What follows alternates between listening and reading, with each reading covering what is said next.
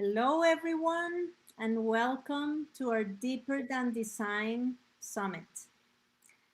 This week, we're going to be talking to wonderful guest speakers and talking about what is more what we are passionate about. And this is talking about interior design and how this relate to human development and human well-being. So thank you for responding to our invitation, for you as an audience and for our guest speakers as well.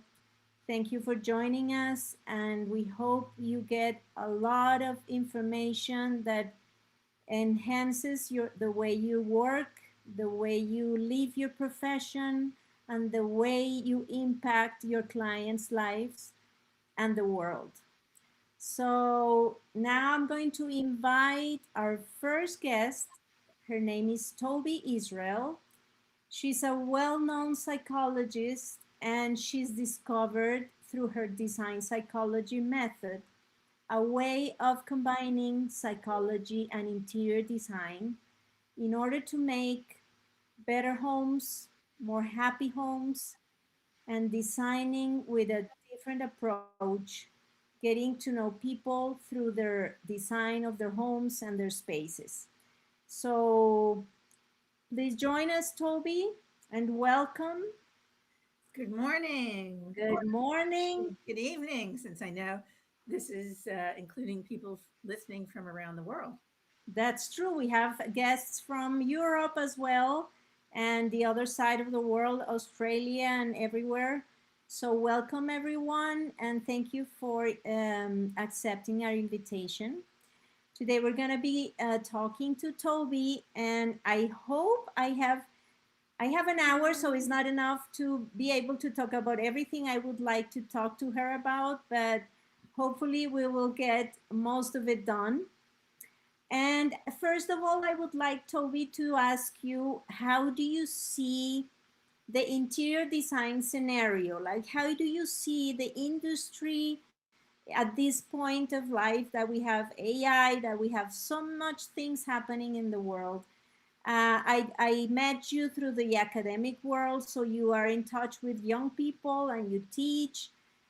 So what would be the view of the industry at this point? How do you see it? Well, I think the industry has really evolved. And from the time I first founded design psychology in 1999, I saw that, okay, people got interested in it, piqued people's interest, the idea that design and psychology could be matched. And right away, I got great press coverage about this idea. And then evolving further around this time, there is a great leap in healthcare design and how human centered healthcare design can make a difference. And hospitals kind of jettisoned that hospital white in favor of more psychologically oriented spaces. And now, of course, as you said, we have AI, which is a great tool for designers to use. But perhaps people are also a little bit wary about having places that are designed robotically rather than very personally. So I think we're kind of at a special point when people are both embracing AI and thinking about not only the upside, but perhaps some cautionary aspects as well. Okay. So for people who don't know about your work, your books, and your workshops, how would you describe design psychology? Well, I define design psychology as the practice of architecture, planning, and interior design in which psychology is the principal design tool. The purpose of design psychology is not just to create places that look good, but places that support one's positive growth and change. Okay. So in house coaching, we talk about the limiting beliefs and emotions and emotional needs of people behind the design. How does that resonate with your work? Well, I think we're singing the same song. I base part of my work on the theories of Abraham Maslow a humanistic psychologist that many of you may know. And Maslow believed that we are all motivated to become what he called self actualized human beings, whole, Mhm. fulfilled people. He felt we could only become self actualized if we satisfied a hierarchy of human needs from psychological needs, all safety needs, all the way up to this sense of being self actualized, fulfilled, and whole. And what I've done is I've kind of adapted Maslow's hierarchy to a hierarchy of place or home as self actualization. And in this hierarchy, I say it's not only important to meet your need for shelter and aesthetics, but also psychological need and social need. And only when all those aspects of design are met do we feel complete and whole. But I have to say, in my experience, interior designers, and architects are trained usually to focus on the shelter. The building has to stand up, the house can't collapse, and the aesthetics, it has to look good. But the middle pieces, the social and emotional, are often like the poor stepchildren that have been left behind. So Mhm. again, I'm looking at all of the aspects of that triangle, all of that aspects of design. Mhm. Yeah. And I remember from your workshop that I it was something that is very powerful in the work that we did was about talking or experiencing your past history, your experiences as a child in your current space. Can you talk a little bit about that and also how you talk about that in your on your books? Sure. I mean, I basically believe in a concept called environmental autobiography, which is personal past history of place. And everyone has an environmental autobiography. Everyone has a past history of place. And I believe that we often unconsciously rework that past history of place. We replicate it, we reject it, or we do some combination of the two, again, often unconsciously. So I believe that it's important to uncover that past history of place and look at how it may be influencing you, your design in the present and in the future. In my first book, Someplace Like Home, I actually took three people in the world of design, three notables, including Michael Graves, the architect, Charles Jenks, the architectural philosopher, critic, and Andres Duani, then the darling of the international planning world, through the exercises that I've developed to explore past history of place. And lo and behold, unconsciously, even in their famous designs or design theory, they had reworked their past history of place. And for Charles Jenks, for example, when he saw that his grandmother house had a spiral staircase, in his house, he created a spiral staircase, unconsciously a replication. He said, "Good heavens." So it's that kind of thing where it's an aha moment. You don't Yeah. realize that you've done it, but then once explored, it becomes clear that there's a repetition or not. Yes, I remember from the workshop, and if I may talk about the exercise that you do, and that is writing your past houses where you have lived from Yes, your childhood to the present. yes. Would you talk about that exercise because I think it's very powerful. It's very simple to do. Mm-hmm. Take a piece of paper, hold it horizontally, draw a line across it, and list all the places you've lived for 6 months or more, from the earliest you can remember to the present. And then circle which of those homes you like the best and write down adjectives to describe why you like that home. And sometimes people circle a place that they just rented for 6 months or maybe a little bit longer. And the reasons they liked it may have been the light or the space or the surrounds. But then the words they use become part of an ideal place vision that they can have when thinking about future place. Yeah, yeah. I think that's something that you discovered that you didn't have. What you were saying about the unconscious that you have, that sometimes you don't know what's going on, but you see it in your home and in all your homes, and that's what you look for Yes. unconsciously. Yes. Yes. So what would you say? We have a lot of designers listening to this podcast, and what do you think is the, let's say, the risk somehow of not taking into account this psychological aspect of interior design? When you design without knowing this, what happens? Well, you may design a house that looks good. It could even be photographed and be part of a shelter magazine piece. Okay, it looks great, but maybe it just doesn't seem right to the person that lives there. An interesting example here in Princeton, New Jersey, in the USA, a number of huge McMansions, as we call them, were built in one part of town. And they had all the bells and whistles. They looked absolutely gorgeous.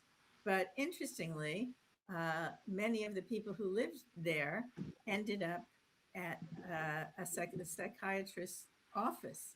They were feeling isolated. These homes had no soul. They were depressed. Now, I'm not saying that's the only reason they went to see a therapist, but there was separation between the houses, not much interaction between people. And even in the houses themselves, the rooms were so big and so isolated from one another that they really didn't have time to connect or feel connected. Okay.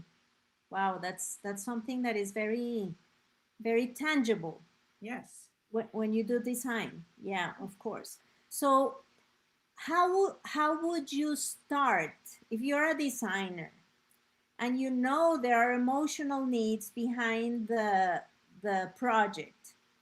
How would you start, like uncovering those needs?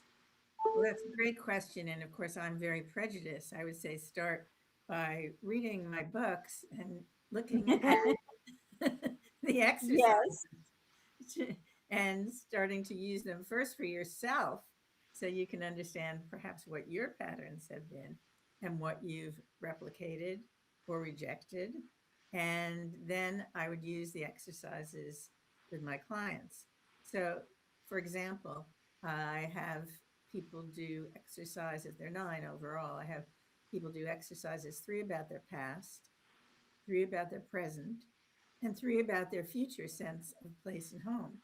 So, an example of exploring your past is the one that you just talked about, the environmental timeline. I also, in terms of exploring the past, have people fill in an environmental family tree. And that family tree consists of little houses, blank little houses, and people put in words to describe both the homes and the large scale surrounds where their ancestors lived, going back generations to generations. They don't even have to have experienced those places, but been told about them. And then looking at that completed environmental family tree, they think about, okay, what are the patterns here? What's influenced me? What have I repeated or changed? And does that make sense? So that's an example of past exercise, present exercise, an environmental sociogram. Well, people draw just a kind of loose floor plan of their home and color in the public space one color, the private space another color, and the semi private space a third color, not labeling them living room or dining room or bedroom or Mhm. whatever. And then very often in living color, literally, it comes to the fore that, oh, I don't have any private space. And that Yes. often happens with women. And then they say, well, wait a minute, is there a place where I can create private space? Or just realizing that I don't have the private space. Or it could be the public space. Well, no wonder nobody comes and visits me. I don't have any part of the house where people can comfortably sit. So it's that kind of analysis. And in terms of future exercise, the last one they do is an environmental exercise that has to do with place or home as self actualization, where they actually rate how well their home is meeting their needs and see where the gaps are. Yeah.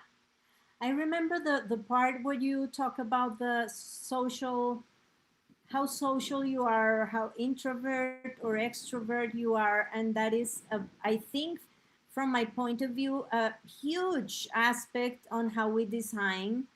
And I remember looking at my house and looking at places that were too social for me, for my personality.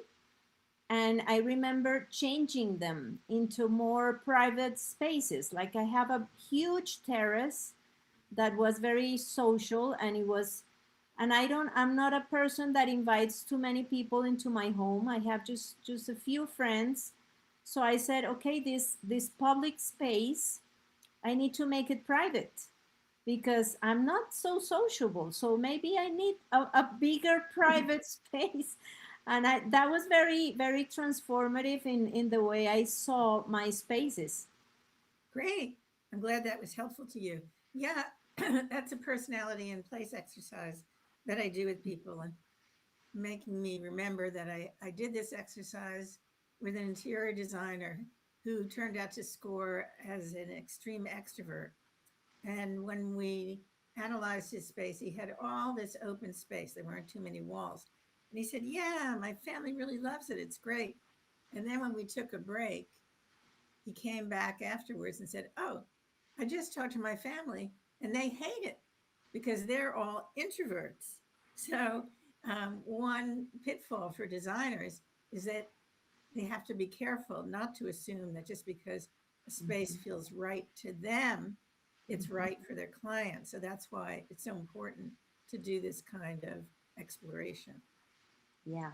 I would like to talk a little bit more about that because in the House Coaching Institute, we start our program by looking at designers, like looking at their limiting thoughts, their fears, because I think that has a big impact on what they design. If a designer is afraid of color, uh, they're going to design in a very colorless way, or if they are afraid of maybe talking about social, they're not very social, or they are too social.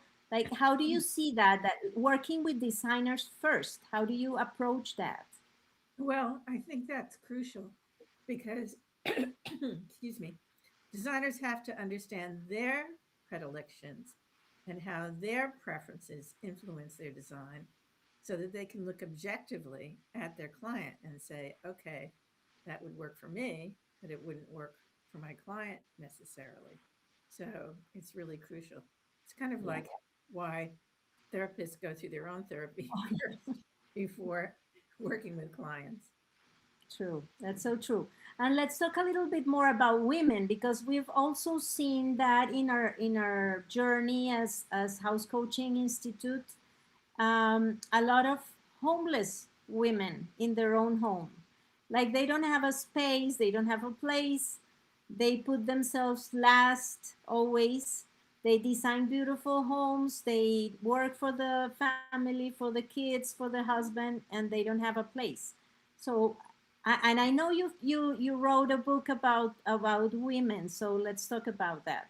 Okay. Well, since in my first book, I really focused on three design world men, I always felt that my work, my writing was incomplete.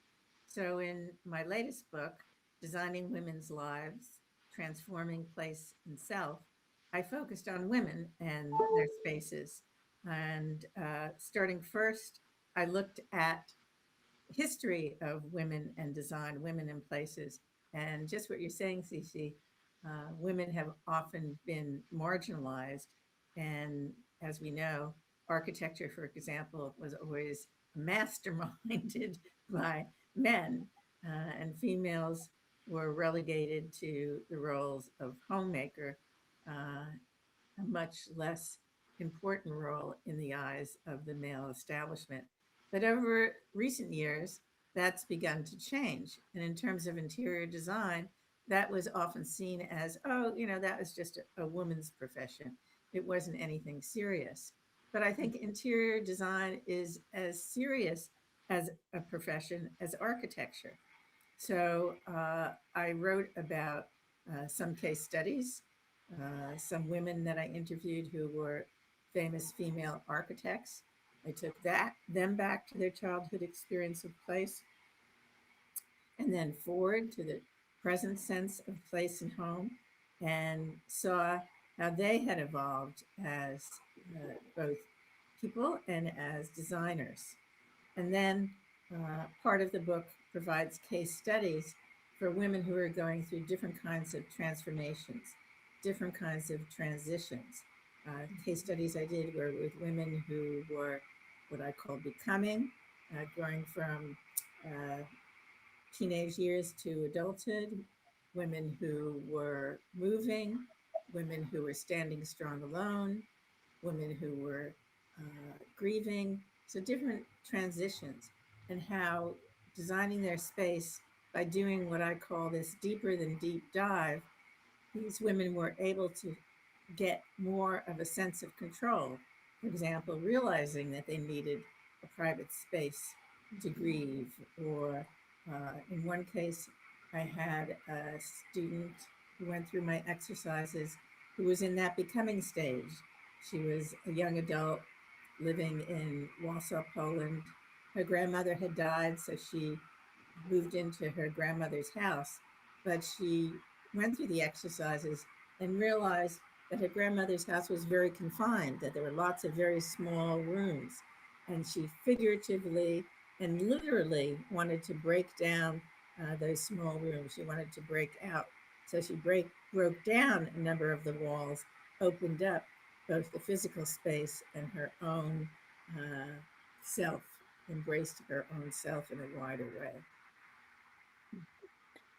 Yeah, I know you have a lot of beautiful experiences, and one question that comes to mind is, when you start the process with someone, how do you explain the difference between interior design and you what you do? Like like it's different from interior design. So how do you introduce that to someone? Well, that's a really good question. Sometimes I like to joke that I make buildings lie down on the couch and tell me their problems. Okay. But more seriously, I say, is I look at ways the environment affects people and people affect the environment in order to create a fit or a match. And I explain that I'm going to take them through a deeper than deep dive back into their past, do those 9 exercises, and come up with an ideal home statement and what I call a design psychology blueprint with specific guidelines for changes they can make in any home in the future, including everything from shelter to layout to aesthetics to social satisfaction, again, psychological satisfaction. So it might be break down that kitchen wall so that you can interact with people in your living room. It's not just kind of an abstract idea. Inevitably, it's something rather new, even though it was brought to being many years ago. It's not something that designers or the public are really taught about. So there's only so much I can explain. And in the end, people have to go through the process. Yeah, that happens to us too. Like when someone comes looking for interior design, most of the times there are a lot of emotional things and emotional needs, and limiting thoughts and all kinds of things behind it, but they're looking for interior design. Yes. So basically, we have to interact a little bit with them so they find out that it's a lot more than just interior design and changing colors and changing furniture. And yeah. Yeah. So And I know, sorry, no, go ahead, go ahead. I know that you all don't throw the baby out with the bathwater. You don't say, oh, forget about interior design as it's traditionally taught. And Yeah. similarly, I encourage people to take traditional interior design courses or architecture courses or whatever. So they're meant to go together.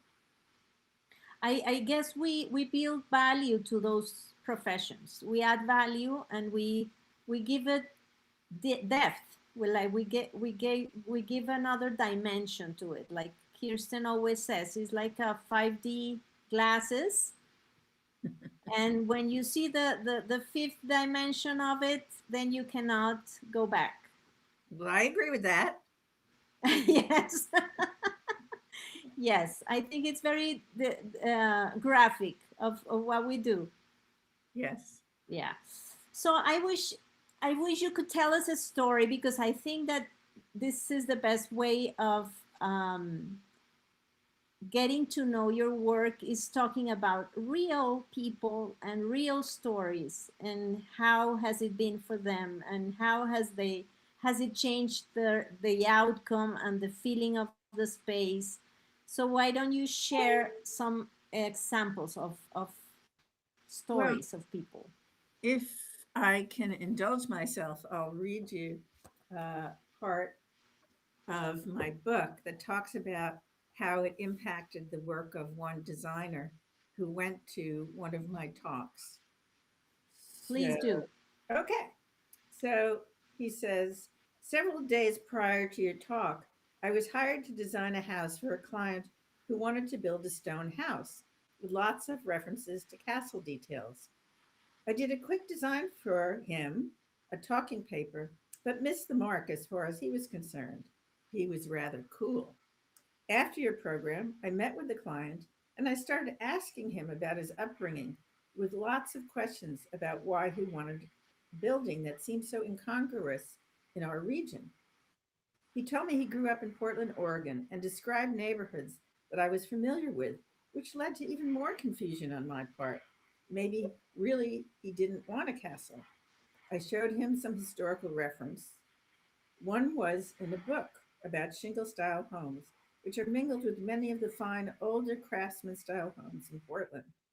I was thinking his interest also might have some come from some roots in Richardsonian Romanesque brownstones. Even though he works in Europe and made reference to the castles there, I doubted their influence over him as an adult could lead to such a strong desire. I knew of a house that had some of the characteristics of what he was looking for. It really was a shingle style house with stone masonry walls up to the second floor. I had a book with illustrations of the house. His jaw about hit the tabletop. The house had the turret and the stone and the Richardsonian arches. But what was key was that this house was located across the street from where he attended elementary school in Portland. He talked with great animation about how he spent hours gazing out of the windows of his school, admiring the house. After that moment, we absolutely clicked. I came back with a revised design in a similar genre, and it was immediately accepted. Your illustrations of how designers work are interesting, but the real power to me is in understanding the client. That was a designer. Yes, that was an architect, actually. Yeah. Tell me about him. Is he a man? Yes. I want to know the story, because that fascinates me. Yeah. Like, we've had a little trouble uh, getting into this emotional subjects with men architects. So tell me about it. Well, I mean, it's like I said with Charles Jenks and the aha moment. We all have these environmental autobiographies, but when we think about our family tree, we don't usually think about the physical environment as something that's Mhm. passed on from generation to generation. So the minute I start talking about that with a client, but also as I'm talking about it right here now and people are listening, I usually find that their wheels are turning and Mhm. they're thinking, you know, actually my house is just like my grandmother's house or something like Yeah. that. So what's kind of always amazing to me is that this past history of place really is so easy to access when you start Yeah. talking about it. It's not some an idea or a concept that's so complicated. I mean, another example of an interior designer that heard my talk. This woman heard the talk and said, "You know, I don't connect with any of this. I don't think I repeated anything about my childhood experience of place."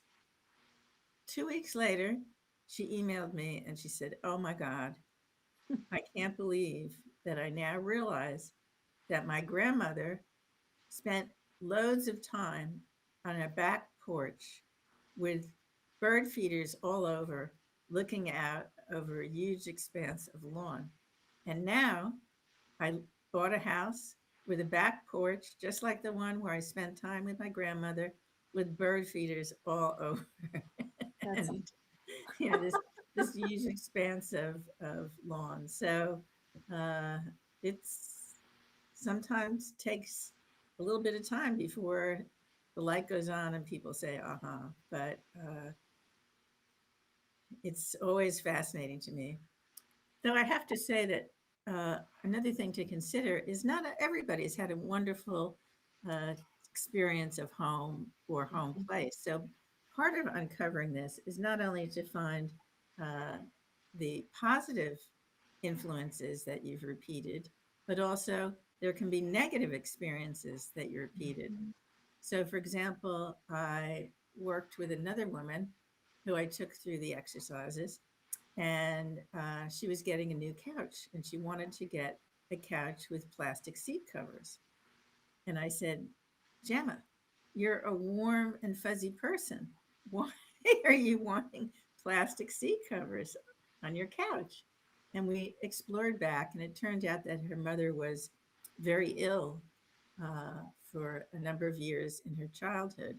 And so this woman, Gemma, lived with her beloved aunt, who was very nurturing to her.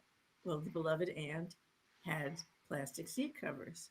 So it was had a positive memory for Gemma, but it didn't really fit with who she was. So once we uncovered what was behind this preference, we could pick a couch that was softer, just like Gemma herself. yeah. And It's amazing because it's like describing a person. Describing a home is like describing a person. Like you can see the fears, the limiting thoughts about things, what you think is happiness, what you think is love. Everything is so personal and so individual. So yes, I guess that's why we can't just design for everybody the same way. yes, it's true. I had a wonderful colleague who influenced me, who sadly just passed on this year, named Claire Cooper Marcus. And she wrote a famous article called The House, a Symbol of Self. And that's what it is. Exactly. We've read that book, and in the House Coaching Institute, we love it, Yes, and it's a it's landmark book. incredible. Yeah, yeah. Yeah. So one of the things that I believe we are trying to achieve with like house coaching and design psychology and everything we're doing here is trying to change the mindset of the role of a designer in a project. Like it used to be like the designer takes charge, makes the decisions, um, maybe thinking about the trends, the design theory, color theory, all those kinds of disciplines. And I believe, or we have the idea that this is shifting to a more, instead of designing for the client, designing with the client, like taking into account their history, their needs, their situation in life, what they're going through, what the home is going to provide at this point of their lives. So, not you that you are in the academic world, do you see that happening from the beginning, like how people learn design, especially interior design and architecture? Well, I wish I could say it was shifting. Okay, be honest. I, It's okay. I mean, so many architecture and interior design schools still use such a traditional model when teaching uh, their professions. Though I do think there are architecture programs where they are more interested in participatory design, not just for building in terms of building individual residences, but in terms of community, having people participate in charrettes, for example, saying what they want as community members, and that influencing the final designs that emerges.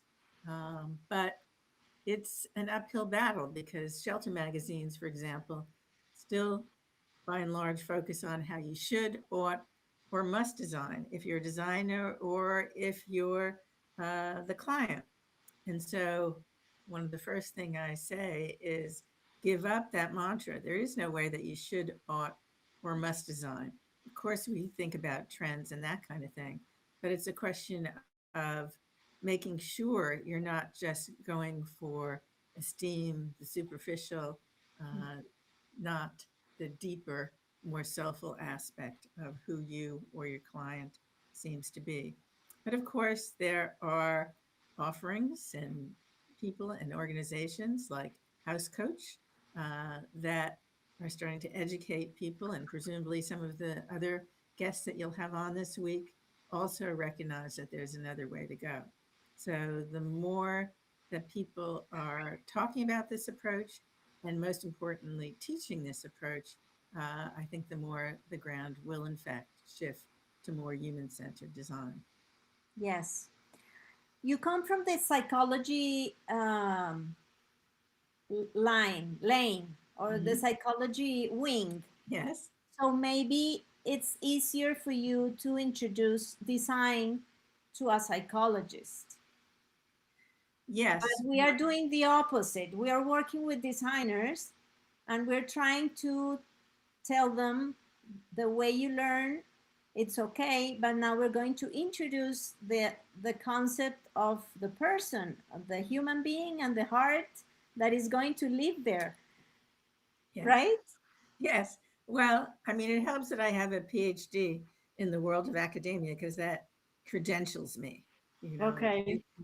gives me some, Credibility, yeah, some credibility. credibility. Mhm. Um, but you'd be amazed, or I'm often amazed, by how often psychologists take my workshops or come to my talks. Uh, for some reason, well, I think I know the reason, but for some reason, there's a lot of psychologists who've participated in those offerings because they say, oh, it was between interior design or psychology or architecture and psychology. I couldn't decide what to major in. So now I can't believe that I found out that there's a branch of work that combines both. So that's always very exciting to me. And in fact, I'm working with a student now who's experimenting with ways to include some of my design psychology exercises in her therapeutic process. So that's a whole new direction. Uh, but for interior designers or architects who come to work with me, some have experience in psychology and some have no background in psychology. So Mhm. I offer longer sessions with them where I get to kind of bring them up to speed about psychology, the different branches of it, how design psychology fits into the field overall, and so on. So it's not just, okay, here's the exercises, it's here's where this all fits in terms of your profession and the psychological professions. Wow. Yeah. I just remembered that we have had some of our people that come to the institute, like they are lawyers, Hmm. but they always loved interior design and they always loved to decorate houses, but they are lawyers. Right. And I believe that's the confirmation that like your different parts of your brain that you have to choose, Yes. like you have to choose, or you're a logical, productive, efficient human being, or you're creative. You cannot be both. So somehow when they find these kind of things that you mix, when you mix both and you can be creative and you can be very productive and you can combine both disciplines. Well, it's interesting when I give people a personality test, a Mm-hmm. large proportion of those who participate in my program are what's called intuitive feelers rather Mm-hmm. than sensory thinkers, for example. Okay. So, as with your lawyer, sometimes they're just plunked into the wrong profession. Your lawyer may be an intuitive feeler, and she's in a profession that requires logical thinking. Not that they're mutually exclusive, but there may be a part of a person that really hasn't been expressed, and design psychology allows them to express them, or the home coaching, the interior design Yeah. allows them. Let's talk a little bit about that test that you do, because I think that's another wonderful tool that you have, and discovering exactly what kind of profession would be ideal. Yeah. Well, a lot of the personality tests are based on the famous one Myers Briggs test that was developed a long time ago. And that was based on Carl Gustav Jung, psychologist, and his theory of different personality types. Any personality test has its flaws. So, what I use in my process is something called the Keirsey temperament sorter, which people can do online to find out what their supposed type is. And to be honest, I use it mostly as a catalyst to get people thinking and talking about their type rather than to pigeonhole people. But it opens up great conversations, like that conversation I mentioned with the architect who said, "Oh, yeah, everybody loves my house, it's all open." And he was the extrovert, his family, the introverts. Yeah. Yeah. Wonderful. So I know people have some questions to ask you, but before we open for questions, and I forgot to tell them that questions were going to be at the end, but that's Yes. okay.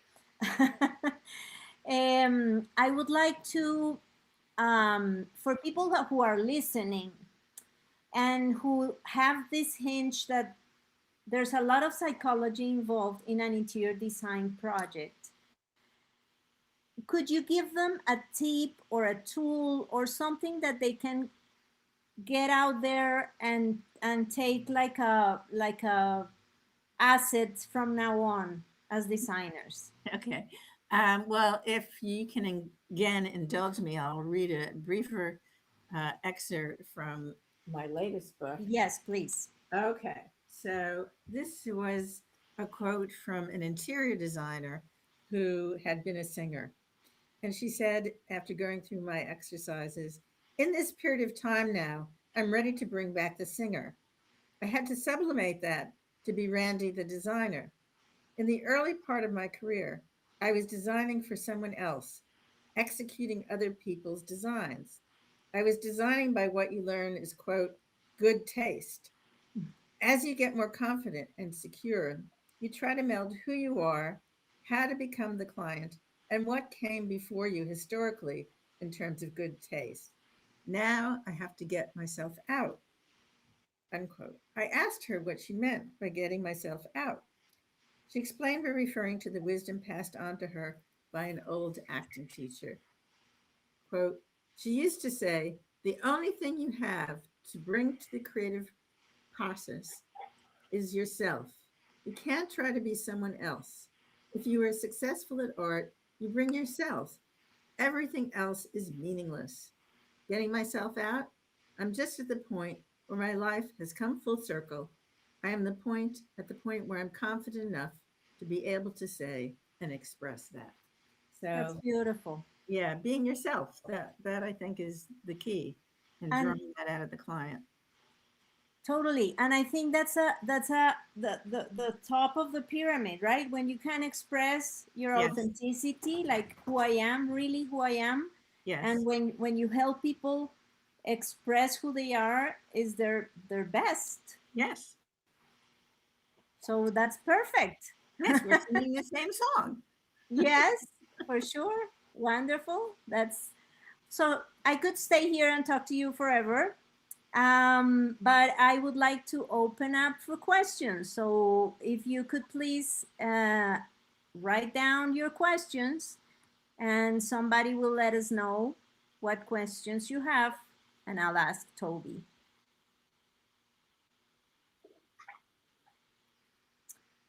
Okay, here's one. Often clients ask for something aesthetic, but emotionally they need something different. How can we learn to recognize that? Yeah, there's always or often a gap between what people say they want and what they really want. So, again, a good thing to do is to take them through these exercises and exploring in a deeper way this past childhood experience of place. I mean, it can start as simply as saying, well, you know what? Tell me about your childhood experience of play. What was your favorite place in childhood? And what were the elements in that design that you really remember so fondly and would like to repeat in the home that we're designing? Beautiful. I think it's something that you also develop with experience, right? When you ask the same question many times, and you start understanding how people express in their homes. Yes. I mean, it also helps to be in the client's home Mhm. in the before version and look around and see, okay, what do they have here? You know, ask them what they like and don't like in that space. So you're talking about a real, not just an imagined space or something they see on Pinterest. Yeah. Okay, here's another one. To what extent should a designer engage with a client's emotional dimension? Where are the boundaries? What happens when trends contradict a person's real needs? Great questions. There are definitely boundaries. And when I work with people, say I'm going to take them through the exercises. The emphasis is on the environmental aspect of their life, not the psychological aspect. And it's Mhm, not meant to be any type of therapy mhm, or psychoanalysis. So I say just answer the questions at the level with which you're comfortable and no more. And then when the trends contradict the person's need, it actually becomes obvious that it's a trend and not really what the person's want. So as the discussion evolves and that becomes obvious, you can check with the client, hey, you know, you have this bright and sparkly picture of a circus on the wall, but really, you know, what meant something to you were outdoor places. So even though, mhm. you know, that might be catchy, let's talk about what was really meaningful. Yeah, and I think that we relate to that with when we do house coaching, that we are not doing any therapy, or we're not going into changing your childhood or thoughts or something like that. We're not doing that, but I think it's easier for people to to to do the process in a creative way, choosing colors, choosing images, choosing layouts, and they are somehow experiencing a transformation, but is not so evident. Yes, and in terms of that design psychology blueprint that I said is the takeaway after people go through the process, it's a very tangible thing. You know, it might be paint your new edition a barn red on the outside that reminds you of the ancestors in Wisconsin that had a barn behind their house that you thought about so fondly. Right. It's not okay, you know, rethink your your Yeah. grandparents relationship Yeah. your parents or anything like that. It's Yeah. very design specific. Okay. Wonderful. So before we go, Toby, I would like you to tell us how can we find your books. I have one. I bought this one through Amazon. Great. Designing Women's Lives. Yes. Someplace like home I couldn't find it. It's Oh, it's it's it's out of stock, so I wanted okay. to ask you, where can we find your books? Okay, so Designing Women's Lives, Transforming Place and Self is on Amazon. It's also available from the publishers, Oro Editions. Someplace like home, it shouldn't be out of stock, but no matter what, it's also available as an ebook. So if nothing else, you can get it on your Kindle and Wonderful. read it that way. Okay. So I just want to tell you, thank you, thank you, thank you from the bottom of our heart. We are very proud to have had this conversation with you. We admire your work and everything you do. So let's hope we can still do something together and join forces to make this world a better place for everybody. That would be great. I'm so happy to have learned about house coaching and your institute. As I say, we're singing the same song. So the more we can do together, the better. Thank you so much, Toby, and see you soon, I'm sure. Okay. Okay. Have a good morning, afternoon, or evening. Thank you, everyone, for joining us, and see you tomorrow.